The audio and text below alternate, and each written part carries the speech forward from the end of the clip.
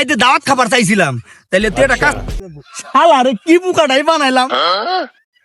দাওয়াত না ভাল খাবো, চুরি খালি দাওয়াত আর দাওয়াত, ভালো লাগে না এত দাওয়াত। মাথাটা দূরে আসতেছে, শেষ সময় আমার একটা ছাগল আছে, এই ছাগলটা আমার দিতে হইতাছে। এ আব্বাইছে কই যাস? আরে ভাই আর কন্যা যে ওই হাটে গেছিলাম ছাগলটা বেচার জন্য, দাওয়াত দিছে ওই যে কলিমুদ্দি, তো বেচতে পারি নাই, চাইতেছি যে এটাই লিখে ফেলবো দাওয়াত খায়া। আরে একই তো, আমারই সেই একই সমস্যা। আমিও তো কলিমুদ্দির বাড়ি দাওয়াত পাইছি। আর কি কোন হাসানি?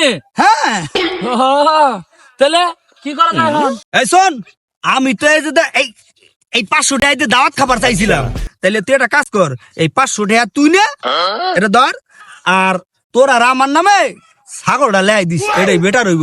ধরতেরি তোর দাওয়াত, এটাই ভালো তো। হ্যাঁ চল না।